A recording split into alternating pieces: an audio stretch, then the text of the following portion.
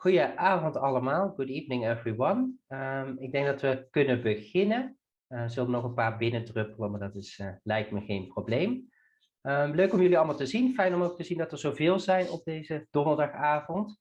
Voor de mensen die mij niet kennen, mijn naam is Thomas Vergol. Ik ben de project lead Israël-Palestina, Israël-Palestina bij PAX. And of course a special welcome also to Jack, whom I will introduce shortly. Very happy to have you with us, Jack. And before we start, I want to do some housekeeping. So we are recording this session just because quite a lot of people sent us an email that they wanted to join the session, but of course, unfortunately, are not able at the moment, so they asked us to make a recording. So that's also the reason why we are doing it in this webinar mode. So you just see me and Jack, and you don't see all the other participants in terms of privacy regulations, etc. So that's a bit unfortunate, but it's just so we can make a recording, and we can do that according to the privacy regulations. So that's great. So to start, unfortunately, it's not a great reason that we are here. It's of course nice to be here, but of course we saw the sad realities the past few weeks on the television, in the news about what's happening in Israel-Palestine. And maybe if you followed PAX a bit, we try to communicate a lot about it on social media, on our website. But of course, we thought it would be great to also have someone from Jerusalem with us. So that's why we invited Jack to also be able to tell us a bit more about what's really happening on the ground, and to provide us with some more information, also provide the opportunity to ask questions to Jack and to us. So I would definitely like to invite you to already ask questions in the chat box or in the Q&A box, whatever you prefer, which is at the bottom of the screen. And then after Jack's presentation or his talk, we will definitely get back to that. So we'll try to keep definitely quite some time for that. So we try to reserve half an hour at least in order to answer some questions. So with us is also Anna Timmerman, our director. So in case you at the end have any questions related to PAX, in light of our Israel-Palestine work, definitely also ask them in the chat box to either myself or to Anna. And we will also get back to that. Then without further ado, I would like to hand over the floor to Jack. So Jack is a Palestinian Christian living in Israel, Israeli citizen, but Jack can definitely tell you a bit more about his background himself. He's the coordinator of the EAPPI program, the ecumenical accompanying program Palestine-Israel, which is an initiative from the World Council of Churches. And besides that, he's also involved in quite some other initiatives, among them Christ at the Checkpoint. Yeah, so please, Jack, if you could tell us a bit more about yourself, about EAPPI, and then, of course, what's currently happening, would be great. Thank you, Thomas, and thank you everyone for joining me today for this conversation. I don't want to speak for too long. I really want to hear what you want to know and what would be helpful for you to know about what is going on here in Jerusalem and elsewhere in the land. So a little bit about myself. My name is Jack. I'm half English, I'm half Palestinian Christian, and I'm born and raised in Jerusalem. Jerusalem is my home.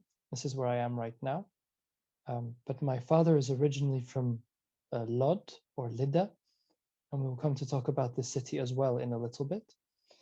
And I was born in East Jerusalem, but I've lived all my life in West Jerusalem on the Israeli side. So until today, and for the past 30 years, we are the only Palestinian family in our neighborhood that have property on this side, as generally speaking, our populations are split and segregated. I've worked mostly in human rights and humanitarian organizations, but today I coordinate the EAPPI program. And as Thomas pointed out, a number of other Palestinian Christian initiatives and advocacy groups like Christ at the Checkpoint. And EAPPI is a very special program. It's special for a number of reasons. The first is it was initiated by the heads of churches in Jerusalem. So the Palestinian heads of churches came together during the Second Intifada, so around 2002. And they said, we need to see Christians standing in solidarity with us who are suffering from the injustices of the occupation. And we would like to invite people from churches, from NGOs, to come and stand shoulder to shoulder with us the same way that Jesus did when he was here 2,000 years ago. The idea was that people would accompany, internationals would accompany vulnerable Palestinians, that they would walk with them through their daily lives and witness what was going on. And so these internationals initially would stand at a checkpoint and just monitor what was going on. And what we quickly discovered is that if you had an international standing at the checkpoint, the levels of violence, the levels of abuse, and the aggressiveness of the soldiers was reduced dramatically. And so then this was expanded to a number of different areas. We had internationals accompany Palestinian children to school by settlements or through checkpoints where they are normally harassed by soldiers and settlers. We accompany shepherds and their sheep as they access fields where they would normally be attacked by settlers. And so we have a program basically where we accompany as many Palestinians as we can in the most difficult areas so that they have some protection. At the same time, we also document any human rights violations that take place. If we witness an incident that takes place, it is professionally documented, it is uploaded into a database and sent to the United Nations and other human rights organizations. And the third component, which is perhaps the most important to our program, is that when internationals return home to Germany, to the United Kingdom, to the United States, to Brazil, they advocate in their own home country, to their members of parliament, to their churches, to their friends and family, and they speak with authority about the things they have witnessed. So this is, in short, a summary of the program, and I want to talk a little bit about the events that have taken place recently. The events that have taken place have been brewing. They have been, we've almost been waiting for something like this to happen for a long time, because the Palestinian population, especially in Jerusalem, but also in the Israeli territories, is under a lot of pressure. It's like we're in a pressure cooker. And it was only a matter of time before there would be some type of reaction to the situation that's going on. You have people losing their homes for house demolitions. You have racism from the institutions. You have all sorts of difficulties that people face every day, which just add and build the pressure for people here. The second thing that triggered this was the planned dispossession of a few families in the Sheikh Jarrah neighborhood. So there is a neighborhood in East Jerusalem where some settler organizations are trying to push families out so that they can come and live inside their homes. They are doing this, trying to do this through the Israeli court systems. Some of the families have already, unfortunately, lost their homes to these settlers. And there are many, many more. There's 100 families all across Jerusalem that are under threat at the moment. But specifically in Sheikh Jarrah at the moment, there are 7. And the Palestinian population in Jerusalem and in Israel and the West Bank was outraged by the injustice that these settlers, who are mostly funded and coming from the United States, could kick people out of their homes where they have been living for 70 years. So that was the second factor. And the third factor is that in the old city of Jerusalem, near Damascus Gate, there is an area where many, many Palestinian Muslims will spend their time as a community, as a family, after they have finished their fast for Ramadan. Now, the old city, and I'm sure many of you have probably visited, is very dense, and there's not many open spaces, but the Damascus Gate area is open. And so every night families come to meet each other and to chat and to eat and enjoy their evening. And the Israeli police completely blocked off this area from people to sit. I believe, and we believe here, that one of the main reasons that this happened was the lack of internationals here. If we had internationals here in Jerusalem, I do not believe that the Israeli police would behave in the way that they did. Once the Israeli police had put up these barriers, and there was the planned dispossession of the 7 families in Sheikh Jarrah, the whole Palestinian community in Haifa, in Jaffa, in Jerusalem, in Bethlehem, in Ramallah, all started protesting. Most of the protests were non-violent, and the few protests that were violent were normally against security forces. In response, many settlers left the West Bank to come and clash with protesters in different cities around Israel, in Jerusalem, in Jaffa, in Lod, in Haifa. And we basically had almost a full month of unrest and violence. In my neighborhood, there were also some fighting from settlers that entered our neighborhood with Palestinians that live in this neighborhood. And it was a moment that was very infuriating because of the injustice and very upsetting and very stressful. But there was also a strong moment of hope because Palestinians have not united like this in non-violent protests for a very, very long time. Now, while this was happening, the police started clashing with worshippers in the Al-Aqsa compound and in the mosque itself. So rubber bullets, tear gas, and stun grenades were all fired into the Al-Aqsa mosque. And in response, Hamas started launching rockets into Israeli territory. And Israel responded by bombing Gaza for about 11 days straight. Now, I imagine that for many of you, the news was mostly filled with Gaza and the rockets and the bombings.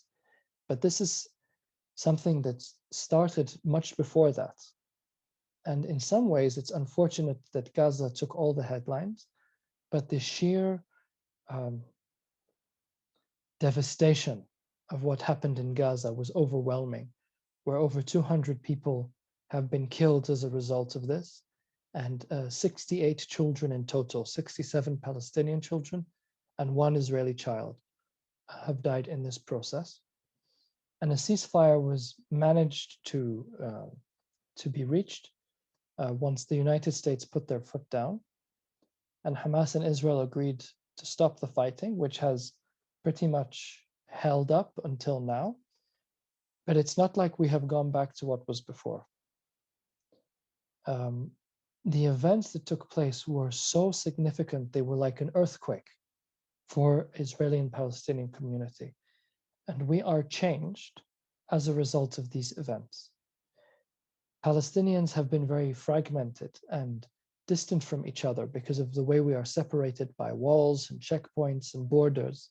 But there was a real feeling of unity for all Palestinians, and a feeling that we can rise up and we can speak out against the injustice, and we can do it strategically, we can do it in a smart way. At the same time, the Israeli authorities have cracked down very strongly on all Palestinian protesters. There have been over 500 arrests that have taken place this past week, all of which have been Palestinians, because they have participated in these protests, and all across the country. I anticipate personally that we may face more protests soon, because the court decision for the dispossession of the families in Sheikh Jarrah have been postponed, and so these families are still under threat, and more families were supposed to have a court verdict about kicking them out in the neighborhood of Silwan, but that also has been postponed. So we are expecting that these families may lose their homes.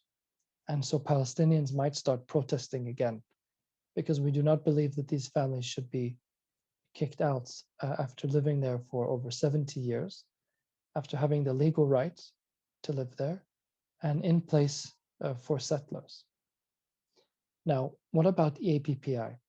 So we have been accompanying these same families for over 11 years now. We have accompanied the children since they were small, and it was very difficult for us to see the violence that was taking place in these areas without our ability to help. As a result of Corona, we simply don't have internationals here who can witness what is going on, who can speak about what is going on. And so we have almost a bit of a feeling of powerlessness. But through our advocacy, and we are trying to push advocacy very strongly, we hope that we are contributing to something else that is slightly new that is happening in this world. And this is the amount of protests in support of Palestinians that have happened all over the world. Something felt different about it this time. Something felt more strong solidarity. It was not, because this was not the most violent encounter we've had even over the past 5 years. In 2016, the fighting in Gaza, the deaths were much, much worse. But this time it felt different. This time it felt like the world was more educated since the last fighting that existed, and that people were united in saying that, one, the fighting in Gaza has to stop because the civilian life loss is simply unbelievable. Out of 200 people that died, more than 60 of them were children. The second thing is that these families should not be kicked out of their rightful homes.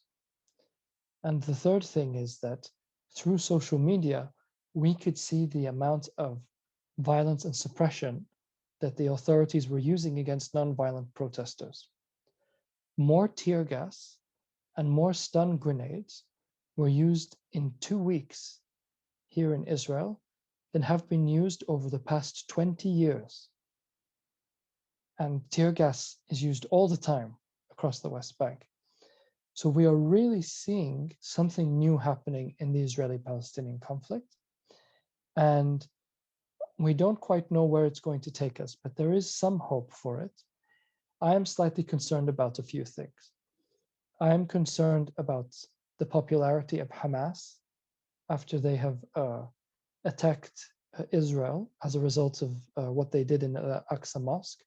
Many people in Palestine agreed that Hamas should have launched an attack because the third holiest site in Islam, in their mind, was under attack. So I'm concerned about this. I'm concerned about how strong Israel is trying to squash protests, even if they are nonviolent.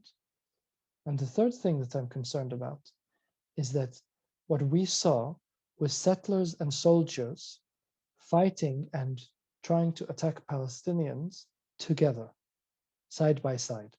Normally we see settlers throw some stones, throw some fire bombs, and that the sort of police or the soldiers hang around in the background. But here we saw active participation together. And this is, again, I'm sure you can see lots of videos on social media. Now that was a lot. I realize that that's a lot of information very quickly. So perhaps I will pause here a little bit, Thomas, so that we can pick out on specific details or specific aspects that people are more interested in. Yeah, thanks a lot, Jack. And I think it's always nice to hear you talk, but especially like what I was very happy about is also that you do see some kind of hope and at least some positivity also in the happenings of the past few weeks. So maybe we can also get back a bit to that. But I'm looking, there are quite some questions already. So if people have more questions, definitely put them in the chat box. So the first question, Jack, living in West Jerusalem, how do your neighbors look to the Sheikh Jarrah evictions? Is there any solidarity, or how do they stand in the? That's a very good question. I wrote an article about this actually, that the Israeli Jewish neighbors around me, anytime something like this happens, always look suspiciously at me. We normally get along very well, but when something like this happens, you can see the divide, you can see the suspicion and the fear. Most of my neighbors were either ignorant or supported the Jewish settlers going into Sheikh Jarrah. There would be some that would not agree with it, but they would not go and stand in solidarity. Many of the people that live in my neighborhood are more privileged in their socioeconomic. I'm talking about the Israeli Jewish side. And so they will only do something if they feel that that privilege is being questioned. So if I can just give a quick example. For more than a week, we had Palestinians being attacked by settlers in Jerusalem, being lynched, and my neighbors did nothing. But when some Palestinians burnt 2 cars in my neighborhood of Israeli Jews, suddenly they started reacting. And what they did is they decided that they were going to go to the Palestinian side and give cake. Now, it's not a bad thing to give cake, but what Palestinians right now in Jerusalem need is freedom. What they need is not to be kicked out of their homes. What they need is protection from settler attacks and from the police. They don't need cake. And so here you can really see the gap between both sides. Now, there were some Israeli Jews that went to protest in Sheikh Jarrah or to stand in solidarity. But in my immediate area of living, most of them tried to continue living their life as normal without having to deal with it at all. Thanks a lot for elaborating on that. Very clear. Another question that came in, could you reflect a bit on the significance of Palestinians from across historic Palestine uniting to protest the ongoing dispossession of families in East Jerusalem? So more a bit about the significance of the solidarity or the protests. This is really significant. Normally, let's just pick a few areas. We have Palestinians from Haifa, Palestinians from Nazareth, Palestinians from Jaffa and Jerusalem are quite disconnected from each other. We almost live in our little bubbles, and it's not an accident, it's by design. We are, by the state, kept separate from each other, sometimes physically, separating with walls and checkpoints, and sometimes the separation is sort of mentally in our education systems, in investments from the state into infrastructure and many different things like this. And so people have focused on their sort of local community. The significance of what happened this time is that the young people decided to rise up. The older generation said, calm down, don't get too upset, keep your head down, we'll get through this, don't do anything. However, the younger generation said, no, we are Palestinian. We might not be the same as those living in the West Bank. We might not face the same situation of those who live in Gaza, but there is something that unites us together, and that is we are all under the control of one state, and that's the state of Israel. Even if we're under the administration of the Palestinian Authority, at the end of the day, we are under Israel. And so the significance of what is happening here is going to be seen, I think, in the long term, where young Palestinians are saying, we are united, and we have to find a way to work together and stand up for our dignity. I have never seen protests in Akka, in Jaffa, in Haifa, in Nazareth, the way I saw them take place last month. The last time that any protests that looked like this came was in the first Intifada, about 30 years ago. So this is really significant. The second thing is all Palestinians decided to go on a day of strike. And this was followed by almost all Palestinians, which is again really powerful. There are about 65,000 Palestinian construction workers who come from the West Bank to build in Israel. Only 150 of them came to work during the strike, which is unbelievable because they all lost money, but they said, no, we are standing in solidarity. So my hope is, and many people's hope is, that this unity and this sense of protesting for people in Sheikh Jarrah, most of the Palestinians have never been to Sheikh Jarrah in Israel, but that if they continue to unite and protest nonviolently, that we might be able to start moving forward towards some progress and hopefully a solution. Thanks. Yeah, and I also found, just to add, indeed, the strike also very significant. Like I myself lived 2 years in Bethlehem, and then of course there were quite regularly strikes announced by the Palestinian Authority for the West Bank. But just really seeing images that also indeed the Palestinians inside Israel also joined the strike, I think was a very expressive movement and a very important one, I think. So if I can build on that, the Palestinian Authority was almost silent throughout all of this time. So basically what the young Palestinians were saying is, we don't care what the Palestinian Authority says. We don't care what the government says. We believe that this is the ethical thing to do. And you're right, Thomas, the Palestinian Authority will call for strikes all the time, but they didn't this time. The strike came from the Palestinian people themselves and mostly from within Israel, but people in the West Bank followed. And it's also significant because I think Palestinians have started learning from other movements that are international, where there isn't one Gandhi or one Martin Luther King, but it's a network of people. So if there's one person, the authorities will target him or her, but most likely him. In this situation, there isn't one person you can catch. There isn't one person that you can, cut the head off of the snake and then it stops functioning. Here you see it loose and the Israeli authorities don't know who to stop. And this is another reason it was successful. Yeah, very interesting. Yeah. And I think also maybe just to add also from my side, what you see a lot is indeed also the activism on social media and the support and the solidarity. Of course, like there have been some attempts to crack down on social media accounts or messages, but it's difficult to totally block that, I think. Yeah, very important point. Another question that came in, you said that you originated from Lod, or your family is from Lod. Can you explain a bit more what really changed there? Because you said something changed in the way there. Like, could you elaborate a bit on that? So if I can have just a few minutes to explain the history of Lod, because it is interesting. My family, we can trace our heritage in Lod and in Palestine as Christians for 800 years. For 800 years, we have been living in the same area. We have been in the area of Lod because it's an old biblical city. It's an ancient biblical city, and it was taken over by the Romans. And until today, there are archaeological sites, but more importantly is St. George. The body of St. George is buried in Lod. St. George is the saint who's stabbing the dragon with the spear from his horse.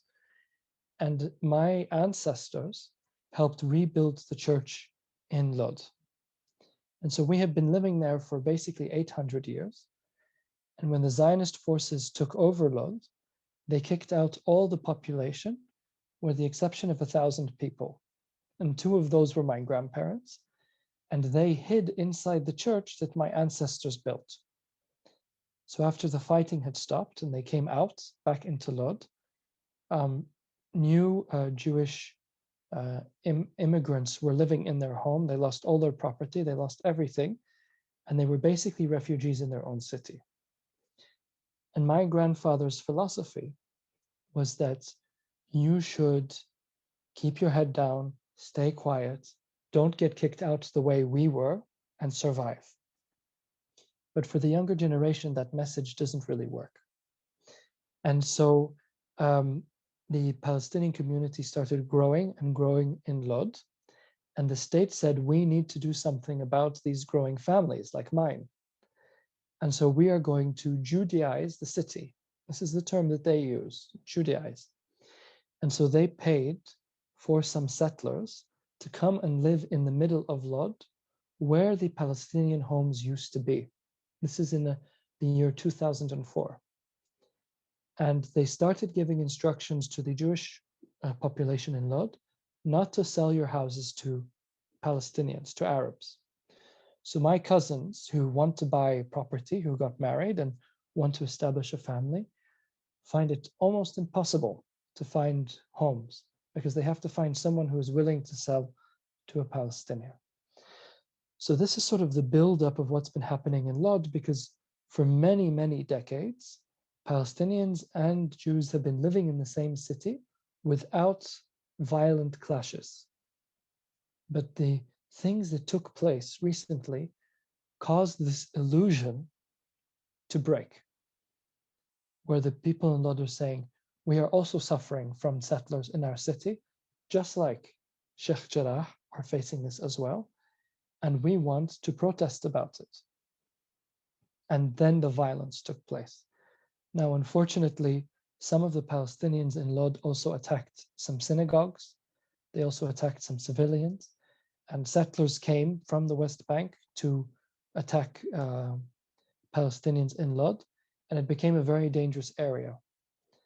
The thing that was new, especially for my family, is that the Jewish settlers started marking the homes of where the Palestinians lived in the city, so that they knew which homes to attack.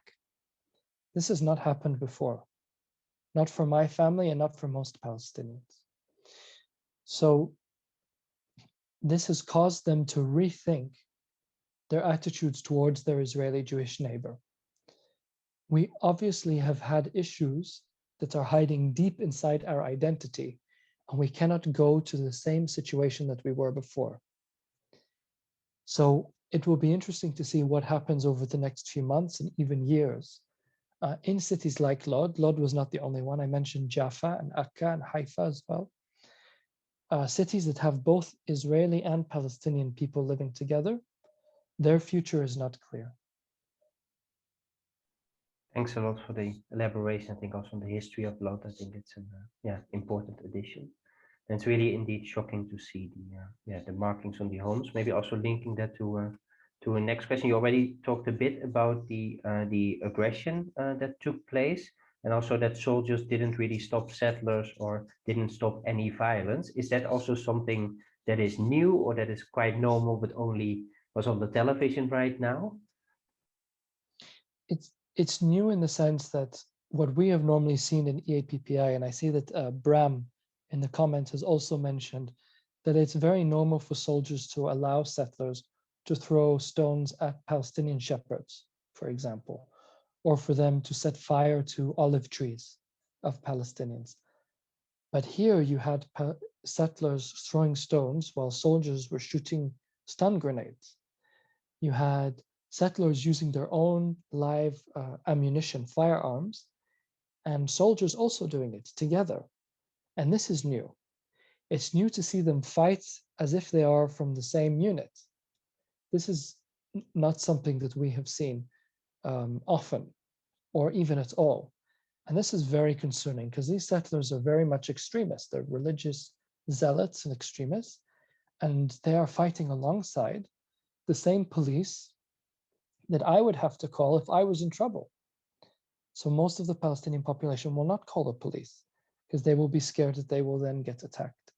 So that is something new and something that should be of great concern for anyone who's interested or invested in the Palestinian situation here, that soldiers, settlers, and police are basically functioning as one unit. Yeah, thanks. Really shocking indeed. And maybe to elaborate a bit on that, also a question came in about that. Like now you mentioned that currently with the EAPPI program, there are no internationals, but I think in general, there's not a lot of international presence at the moment. Like what can people still do here or in Europe in general? I know it's always a big and difficult question, but if you have any advice on that? I think so. I will speak specifically of the Dutch example. Now, I've never lived in the Netherlands. I'm familiar a little bit with your culture, and I'm not very familiar with your internal politics. But I think it's very much up to you to figure that out, right? It's up to you to say what is happening here is not another round of violence that is reported in the media. What is happening here is not the same circle of going around and around. Whatever happening here right now could define the next few decades for people. And therefore, we need to not only pay close attention, but we need to be speaking about this. We need to be advocating about this. We need to be pushing those that have authority and power to also be invested in this. Now, I know that there are many strong Zionist elements within Dutch politics and Dutch churches, but the world is starting to shift in its opinion. Even in the United States, I'll just give you a quick survey that was taken in 2018 and one that was taken now for young evangelical Christians in the United States, support for Israel has dropped by 40%. That's huge. I mean, this is the United States, that's huge. And so for NGOs, for churches, for politicians, supporting Israel might make sense now, but you're going to get left behind the same way that many governments got left behind during the apartheid years, during the civil rights movement in the United States. And so we have to be engaging with this very much actively and not to be left behind and reactive. We need to be proactive, engaging about this. So I think it is up to the different audience members in the Netherlands to sit together and think, what is it that we should be doing at this time? Thanks. Very good answer, I think. I see some very good questions coming up, so I really want to ask them. So that's why I'm speeding up a bit. Sorry for that. You mentioned that one of your concerns is the popularity of Hamas. Could you explain a bit more about that, why you think that's worrying? Because also a lot of people, of course, see it as a resistance movement that kind of somehow has the right to resist. So why the concern? You can certainly make the case that Hamas has the right to resist the siege on Gaza. I don't think that that's the issue. The issue is that the non-violent protests that were coming from the Palestinian population here had nothing to do with Hamas. Hamas did not create it. They were not involved in it. And my fear is that they will hijack, they did to a certain extent, this uprising for their own political benefit. And to a certain extent, they succeeded in the media. Most of the media was about Hamas, not about the protests going on across the country, not about the strike, because the media likes to talk about rockets and Hamas and bombing. And I mean, they need to talk about it, but it distracted, I think, from the deeper thing that's going on here. I'm also concerned about Hamas because I'm familiar with their ideology. And for Palestinian Christians, the relationship with Hamas is not always stable. Sometimes it's stable and sometimes it's not. And so I think it's an area of concern. The other thing is the Palestinian Authority were supposed to have elections this summer, but they postponed it because they know they will lose. And so Hamas are very upset about this. And so they are using this for their advantage to build support in the West Bank. And so these are the things that I'm concerned about when it comes to Hamas. Thanks, very clear. If people have more questions about that, definitely drop them in the chat. There's one really question that's burning in my eyes about language is, of course, very important. The use of terminology is really important. And the question came in, why do you make a distinction between Israeli Jews, and then in brackets, a religion, versus Palestinians, then in brackets, non-religion? I think the case is to be made that Judaism is, of course, more than a religion, but I'll definitely leave that up to you to answer. Thanks for the question. That's a good question. The reason, so for us as Palestinians, you have to try and hear it through the Palestinian voice, right? Here, there is no such thing as being an Israeli citizen or Palestinian citizen with no religion. And so the Jewish people here are not simply a religion, they're also a nation. So in Israeli law, the nationhood of Israel is Judaism. So Palestinians will use Jewish and Israeli interchangeably. Now, if I was in the Netherlands, I wouldn't use the term interchangeably, right? You'd have an Israeli Jew and you would have a Dutch Jew, and they would be two very different people. For Israel, I have to be clear if I'm talking about a Palestinian who's Israeli, like myself. So I'm an Israeli Palestinian or a Palestinian citizen of Israel, or an Israeli who's Jewish. So this is the distinction that I make. In the laws that we have here, you must belong to a religion, even if you don't believe in the existence of God. So you can be an atheist Christian or an atheist Muslim or an atheist Jew. And so some of this language I realize is a little bit different from what you are used to in Europe. But this is the distinction I would make. It's not because I'm referring to it as the religion as a whole. So please don't misunderstand me. I'm not talking about global Judaism and Jews who live outside of Israel. I'm talking about specifically the people who live here. Is that clear, Thomas, or should I try and explain that some more? If you could, for me it's clear, but I don't know if the person who asked the question, if you want to hear more, definitely just drop it in the chat or the Q&A box. Yeah, so if it's not clear, I'm happy to take that further. Thanks. And then another question, you explained a bit about the history of Lot. Could you also explain a bit about the history of Sheikh Jarrah? I don't know if you could elaborate a bit on that, but to give a bit of background. It was mostly a Palestinian neighborhood before 1948, although there were some Jews who lived there. And during the war, some of those Jewish families left those homes. They ran away because of the war.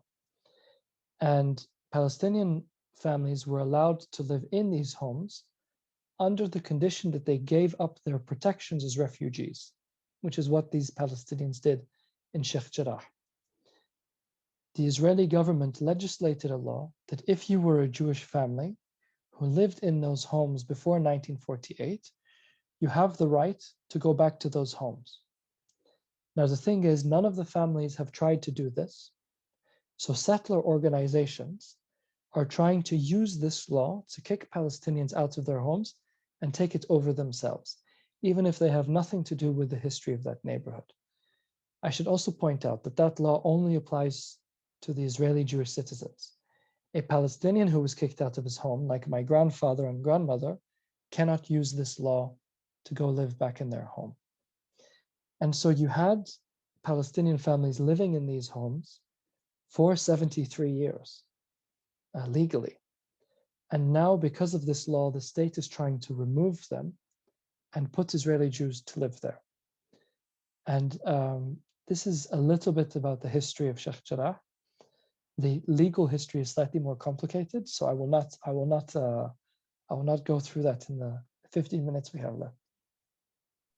Thanks a lot. I hope that helps. If people have specific questions, of course, just type it in the chat. One more question came after your comment about your concerns about Hamas. So the question is, would you think that the world would have given more attention to the popular uprising of Palestinians or of Palestine without Hamas hijacking the public attention? In the Netherlands, most media gave serious attention to the events after Hamas started its attacks. It's a very good question. It's very difficult to say because it's a hypothetical, right? We don't know what would have happened. My best assessment is that I think the world would have given increased media, but not as much media attention as we received once the bombing started. So it's difficult to say. My problem is that the media classified this as another clash of one side against the other and completely missed what was going on the ground. And so, in my opinion, I don't know what it was like in the Netherlands, that it did not help raise the profile of the popular uprisings. But I believe that if Palestinians would have continued to protest for a month, the world would have had to pay attention. If I can just give a quick example of something that I thought was amazing, is that during Ramadan, many people were coming to pray in the Al-Aqsa Mosque, and the police stopped them on the highway. They stopped them in the middle of the highway and they said, you can't go and pray in Al-Aqsa. And so these worshippers, they left their cars and they started walking on the highway on foot. There was no violent clash. There was no attack against police. There was no attack against civilians. Just hundreds of people walking on foot for their right to worship in their place of worship. Now that's an amazing story, but it got missed by the media because of these events that took place. So that's sort of that would be my best assessment of this. Thanks, very clear, I believe. One, I think, very difficult and quite fundamental question, so I'm not sure if we are able to answer that.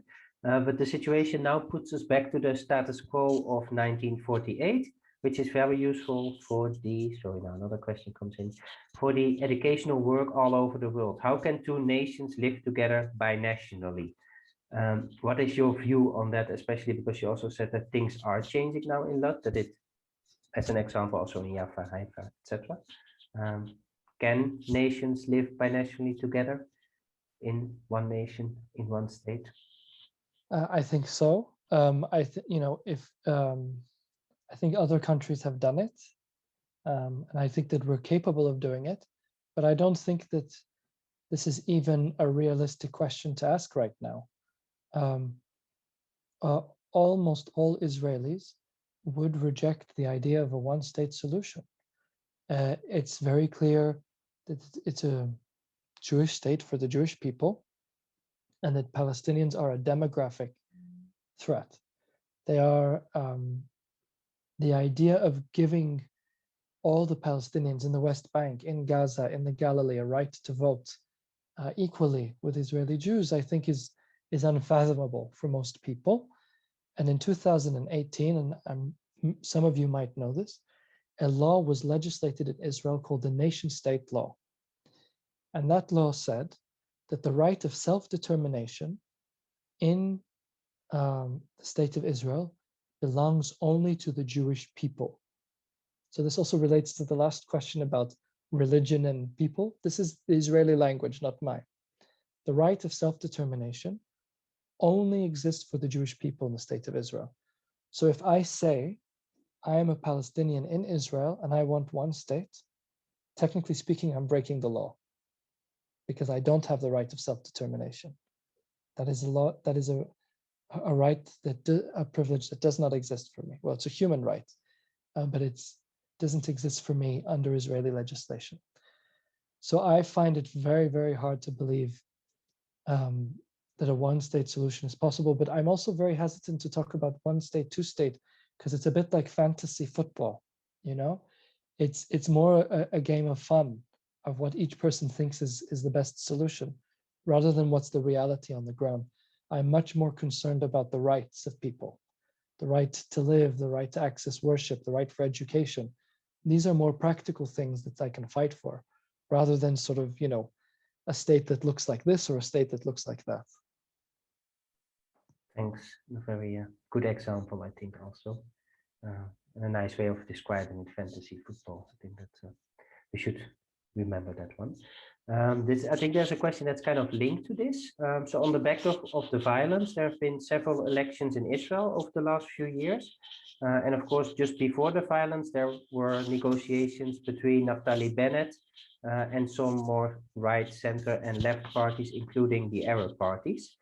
Do you think this, if that would be successful, would have been successful, or will be successful after next election, would that change the situation? Would that lead to a more inclusive government and could provide hope and change for the Palestinian people, or not? Oh, these are very difficult hypothetical Sorry, I kept them questions. to the end, the difficult ones. Yeah, they're good questions. The likelihood of these governments being formed is very difficult to say, because we don't know what is being said behind closed doors. We have the assumptions of journalists. I find it hard to believe that Naftali Bennett will sit in the same party as a Palestinian party. The events that took place last month took this option off the table. It no longer exists. No right-wing Israeli will agree to sit in a government with an Arab party. And it would be interesting to see how the Palestinians would vote again in light of this change. So the situation has changed completely, and we are most likely heading to our 5th election in a row. And I don't think that at the end of the day, having some form of unity government would change the occupation. I think the occupation is part of the system. It's something that is non-negotiable for many of the Israeli parties, including the center ones. And so I would not put my hope in change coming from that. Palestinians were not excited about this change. They were not looking forward towards this change. Only Israelis who wanted to remove Netanyahu were interested in this. For us, it's more or less the same thing with different faces. Thanks, very clear. Well aware that that's a very difficult question. Two kind of similar questions came in. So one about what is the role of Fatah in the situation? You already went a bit into detail about that. And can you say something on the Hamas PA-Fatah unity, how that is currently going? So to answer the first one, Fatah were absent, which is probably why the movement was successful in the first place, because it came from the people. And it came from those initially in Israel and Jerusalem, and then the West Bank. And so they were absent from this. And when they tried to join the party had already finished in some respects. And so their credibility with Palestinians has sunk to an all-time low. And I don't know if some of you would have seen this, but it was circulated in Palestinian social media that in the Al-Aqsa Mosque, when the Mufti came to give a sermon, and he's appointed by Fatah, he's appointed by Abu Mazen, the worshippers heckled him off. They told him to step down because he didn't mention Gaza, he didn't mention the conflict, he didn't mention any of these things. He wanted to keep the status quo. And just imagine the Christian version of that is that Christians in a church would shout at the bishop and ask him to be removed because he is maintaining the status quo. That's how dramatic that was. So Fatah have lost so much credibility within the Palestinian community, and the possibility of unity is not even interesting for Hamas right now because their popularity has increased significantly. So they could hold the upper hand, but who knows, maybe this will weaken Fatah to have to search for partners, which they have tried to avoid doing all this time. Thanks, very elaborate answer. You only have 5 minutes left, so I'd like to kind of slowly start to go to an answer. If you have any questions, please type them now. This is kind of the last chance you have. One interesting question came in about accountability. So as some people are suggesting there, or like are saying there has just been a vote in the International Human Rights Court, the UN Human Rights Court. And there's an international case at the ICC going on that's just started around war crimes in Israel and the Palestinian territories. Do you have any hopes of that? Do you think that's a good way for Palestinians to pursue accountability or not? So the short answer is yes. It's yes because in a healthy, functioning global society that we live in, international law needs to have an important role. And so if we're not giving space for the Human Rights Council, for the International Criminal Court, and for other mechanisms that we have put to avoid war crimes, then we're doing something wrong. So they definitely have to play a role. How much they will be balanced out with the politics of a country like the United States is really concerning. But we need these processes to take place. And I think that the Israeli government is very concerned about the ICC investigation, because the ICC can give the mandate for countries to detain people if they come to the conclusion that war crimes were committed. Now, again, through social media and through everything that we've seen happen in Gaza for the past decade, we need this investigation to move forward. And we need the world to push for it to be as professional and as independent as we can in this situation. And we need to use the international tools that we have to pressure both sides, but specifically the powerful side, Israel, to end the current situation that we have. So the Human Rights Council investigation will be nice, but it has no teeth. It's not binding, and no state is obligated to take it seriously if they don't want to. But the ICC could use that investigation as part of its package of evidence. So we need to encourage all of these things to happen. And I don't know what the Dutch government's position is on this, but I'm assuming that it might not be as motivated to push it forward. So we should try and motivate it to at least allow the process to happen. Thanks, Jack. Yeah, and in terms of the Dutch position, it's not as bad as some EU countries, to at least frame it a bit positively. But there's also a lot to win, I think. Yeah, with this, I think it was a great ending. Really, thanks a lot, Jack, for being with us. It's really highly appreciated. I think, at least from my side, it was very useful. I hope everyone who watched also found it very useful. I see a question coming in where it will be possible to see the recording. So we will definitely send it to the people who signed up. So you'll get it in your mailbox, and we will also publish it on our website, most likely. But you'll definitely get it in your email, most likely beginning of next week, or otherwise tomorrow, but let's see. So yeah, thanks a lot, everyone. Thanks, Jack. And if there's any questions popping up later, or you have any comments, feel free to contact us. I think you have my email because I sent you the link. So definitely get in touch with us.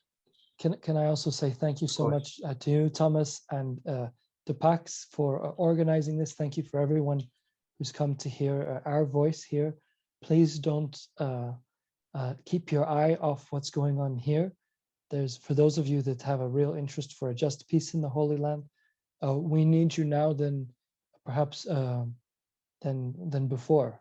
So your solidarity and your investment in this is very much appreciated. So thank you. Thanks a lot, Jack. Nice words. Have a nice evening, everyone, and see you next time. Bye-bye.